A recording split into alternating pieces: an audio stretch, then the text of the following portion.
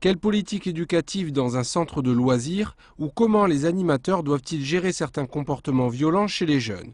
Telles étaient les principales problématiques posées aujourd'hui par les membres de la jeunesse en plein air, un réseau laïque qui organise des vacances et loisirs pour les plus démunis. En France, 3 enfants sur 10 encore ne peuvent pas partir faute de moyens. Donc on est très impliqué dans ce qui est les loisirs éducatifs. Et on a toujours entendu parler par les médias de la violence, cette violence. Donc nous, on veut le démystifier, ça. Démystifier et comprendre. Et pour ce faire, c'est un sociologue, Bernard Billet, et un professeur en sciences de l'éducation, Jacques Pain, qui sont venus dresser un constat de la violence chez les jeunes. Alors le constat qu'on peut faire, c'est qu'aujourd'hui, on a une montée des discours plutôt négatifs sur la jeunesse, des discours, je dirais presque sécuritaires, etc. Et qu'en même temps, on voit bien qu'un jeune ne peut se construire que si on s'appuie sur ses ressources personnelles. Et que tout le travail aujourd'hui de l'éducation, c'est justement... Et des politiques de jeunesse, c'est travailler justement sur la reconnaissance de ces ressources et à partir de ces ressources, aider les jeunes individuellement et collectivement à se construire. Reste que la notion d'individu se heurte actuellement à celle de la mondialisation, d'où la perte de repères dans la construction de l'enfant. Une construction qui, selon Jacques Pain, interviendrait entre 0 et 3 ans.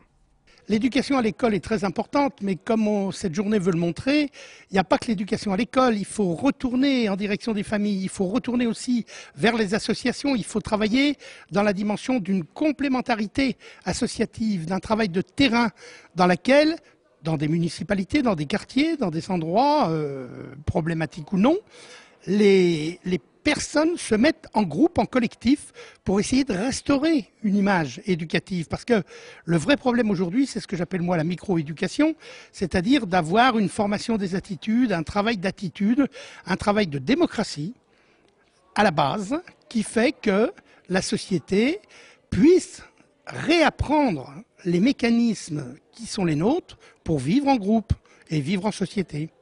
Autre phénomène notable, une violence qui toucherait des enfants de plus en plus jeunes. Il y a une certaine précocité, une certaine maturité qui va se manifester aussi sur le terrain de la délinquance. Mais par exemple, un seul détail, après 25 ou 30 ans, la délinquance, au sens où on l'entend, la délinquance des jeunes tombe d'elle-même. Ce qui va rester, c'est la délinquance criminelle, le banditisme, l'organisation criminelle, etc. Mais c'est plus du tout de ça dont on parle.